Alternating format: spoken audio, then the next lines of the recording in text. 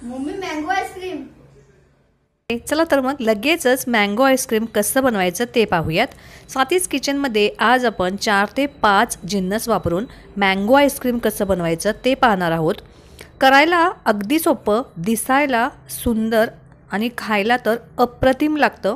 जास्त फाफट पसारा न करता अगदी पटकन होणारं मँगो आईस्क्रीम। व्हिडिओ आवडला तर नक्की लाईक करा।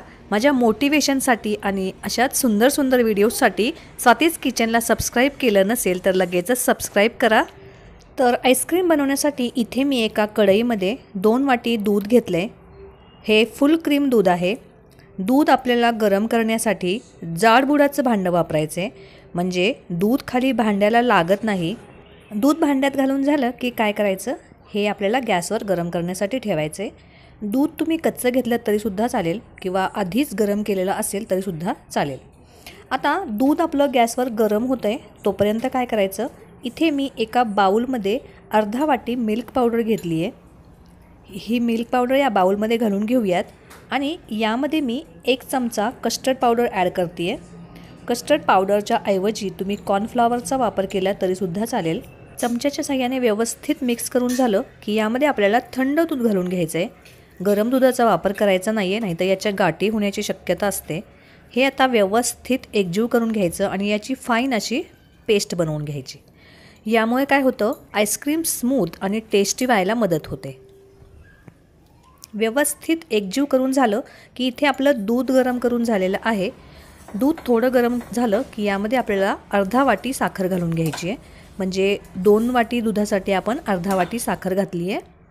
साखर थोडी मेल्ट करून झाली की यामध्ये आपण जे मिल्क पावडर आणि कस्टर्ड पावडरची जी पेस्ट बनवली होती ती यामध्ये हळूहळू घालायची आहे, एकदम ओतायची नाही आहे। एका हाताने दूध सतत हलवत राहायचं, म्हणजे याच्या गाठी होणार नाहीत।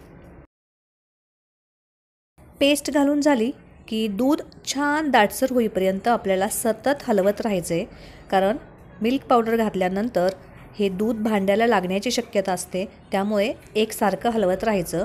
आता आपण यामध्ये केशर घालून घेणार आहोत। यामुळे काय होतं, दुधाचा रंग छान येतो, दिसायलाही छान दिसतं। केशर घातलं की दुधाचा रंग छान येतो। आता जास्त वेळ आपल्याला हे दूध सतत हलवायची गरज नाही आहे। साधारण 7 ते 8 मिनिटांनंतर लगेच आपलं हे दूध छान दाटसर व्हायला मदत होते। साधारण 7 ते 8 मिनिटांनंतर तुम्ही पाहू शकता दूध छान दाटसर झालेलं आहे। आता काय करायचं, गॅस बंद करून घ्यायचा आणि हे मिश्रण आपल्याला पूर्णपणे थंड करून द्यायचे। थंड झाल्यानंतर सुद्धा हे छान दाटसर होतं। दूध आपलं थंड होते तोपर्यंत इथे मी 4 ते 5 आंबे घेतलेत। आंबे छान पिकलेले असावेत, म्हणजे आईस्क्रीम छान टेस्टी असं तयार होतं। हे स्वच्छ धुवून घेऊयात। आंबे छान स्वच्छ धुवून झाले की याचा गर काढून घ्यायचा आहे। आईस्क्रीमसाठी आंबे घेताना तो छान पिकलेला असावा हे बघायचं, म्हणजे आईस्क्रीमचा रंग छान येतो। तुम्ही कोणताही आंबा घेतलात तरी चालेल, फक्त तो गोड असावा। इथे मी माझ्या घरचेच नॅचरल पिकवलेले आंबे घेतलेत। आता आंब्याचं वरचं साल काढून घ्यायचं आणि याचा गर काढून घ्यायचा। साल तुम्ही सुरीच्या साहाय्याने काढलीत तरीसुद्धा चालेल। आता या गर काढल्यानंतर सुरीच्या साहाय्याने याचे काप करून घ्यायचे। थोडे मोठे काप असतील तरी चालेल, कारण आपण हे मिक्सरमध्ये घालून याची प्युरी तयार करणार आहोत। सगळा गर तयार करून झाला की हा गर आपल्याला एका मिक्सरच्या भांड्यात घालून घ्यायचा आहे आणि याची छान अशी प्युरी करून घ्यायची। आंबा छान पिकलेला आहे, त्याचे कट करून घेतलेले आहे, त्यामुळे थोडंसं फिरवलं की लगेच याची प्युरी तयार होते। आता आंब्याची मस्त अशी प्युरी तयार आहे। आता पुढे काय करायचं ते पाहूयात। आता दूध जे आपण थंड करण्यासाठी ठेवलं होतं ते छान थंड झालं आहे। आहा, अगदी कंडेन्स मिल्क असतं त्याचप्रमाणे दिसतंय, हो ना। आता हे या आंब्याच्या प्युरीमध्ये घालून घ्यायचं। अगदी दाटसर अशी कन्सिस्टन्सी आलेली आहे, तुम्ही इथे बघू शकतात। सगळं मिश्रण यामध्ये घालून झालं की आता काय करायचं आहे, आपल्याला इथे 3 ते 4 चमचे दुधावरची साय असते ना ती घालून घ्यायची आहे। म्हणजे सकाळच्या दुधावरची जी साय असेल तीच घ्यायची आहे, साठवायची वगैरे गरज नाही आहे। दुधाची साय घातली की काय होतं, आईस्क्रीम छान स्मूथ आणि क्रीमी व्हायला मदत होते। तुम्ही साय घालण्याऐवजी जर क्रीम घातलीत तरीसुद्धा चालेल, पण साय कसं इझिली अवेलेबल होते म्हणून मी इथे साईचा वापर केलेला आहे। आता काय करायचं, हे सगळं आपल्याला एकसारखं फिरवून घ्यायचं आहे। अगदी स्मूथ एकसारखं होईपर्यंत फिरवायचं. साधारण 2 ते 3 मिनिट आपल्याला हे फिरवून घ्यायचं आहे, म्हणजे बॅटर छान फ्लफी होतं आणि आईस्क्रीम स्मूथ अशी बनायला तयार होते. एकसारखं फिरवायचं नाही, थांबून थांबून असं छान फिरवून घ्यायचं. साधारण 2 ते 3 मिनिट फिरवल्यानंतर इथे आपलं बॅटर एकदम स्मूथ असं तयार आहे. हा आईस्क्रीमचा बेस आपला तयार आहे. आता काय करायचं, हे एका डब्यामध्ये घालून घ्यायचं.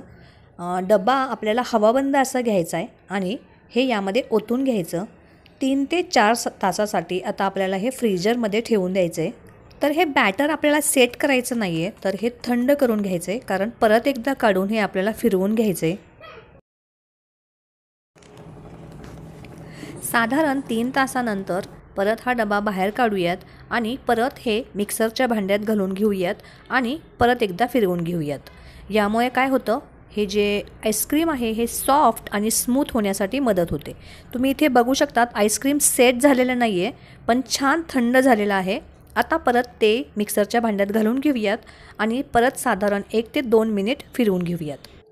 एकसारखं स्मूथ असं फिरवून झालं की परत याच भांड्यामध्ये ओतून घ्यायचं. अगदी छान क्रीमी स्मूथ असं बॅटर आपलं तयार आहे. आता काय करायचं, तर इथे मी ड्रायफ्रूट्स घेतलेत. तुम्ही तुमच्या आवडीनुसार कोणतेही ड्रायफ्रूट्स यावर घालू शकता, ऑप्शनल आहे. पण इथे मी बदाम, काजू आणि पिस्ता घेतलेत. हे यावर घालून घेऊयात आणि एका आंब्याच्या गर काढून त्याचे छोटे छोटे फोडी करून घेतलेले आहेत. हे तुकडे आपल्याला या आईस्क्रीमवरती घालून घ्यायचेत, ऑप्शनल आहे. पण जेव्हा आपण आईस्क्रीम खातो तेव्हा आंब्याचे तुकडे मस्त लागतात. ड्रायफ्रूट्स आणि आईस्क्रीमचे तुकडे घालून झाले की यावर आपल्याला थोडंसं केशरचे तुकडे घालून घ्यायचेत. यामुळे सुद्धा दिसायला छान दिसतं आईस्क्रीम आणि रंगही सुरेख येतो. आहा, काय मस्त सुरेख असं आपलं आईस्क्रीम दिसतंय. आता हे सेट करण्यासाठी ठेवायचं आहे. त्यासाठी काय करायचं, एका प्लॅस्टिकचा पातळ पेपर घेऊन यावरती रॅप करायचं. प्लॅस्टिक पेपर नसेल तर दुधाची पिशवी असते ना, तीसुद्धा लावू शकतो. आता झाकण बंद करायचं आणि आईस्क्रीम आपल्याला सेट करण्यासाठी ठेवायचे. रात्रभर किंवा साधारण 7 ते 8 तासासाठी हे फ्रीजरमध्ये सेट होण्यासाठी ठेवूयात. आता दुसऱ्या दिवशी सकाळी आपण हा डबा बाहेर काढूयात. बाहेर काढला की लगेच हा ओपन करायचा नाही, थोडा वेळ तसाच ठेवायचा, म्हणजे रूम टेम्परेचरवरती हे आईस्क्रीम सेट होतं आणि मग आईस्क्रीम निघायलाही छान मदत होते. तर जेव्हा आपण एखाद्या चमच्याने किंवा स्कूपरने हे आईस्क्रीम काढणार असतो त्याआधी प्रथम ते गरम पाण्यामध्ये बुडवून घ्यायचा, म्हणजे आईस्क्रीम छान निघतं. तर मस्त स्मूथ क्रीमी घरच्या घरी बनवलेलं कोणत्याही रंगाचा वापर न करता टेस्टी आईस्क्रीम तयार आहे. नक्की बनवून बघा. कसं झालं ते सांगायला विसरू नका. व्हिडिओ कसा वाटला हे मला कमेंट करून सांगा. चला तर मग परत भेटू अशीच एक नवीन आणि मस्त रेसिपी घेऊन. धन्यवाद.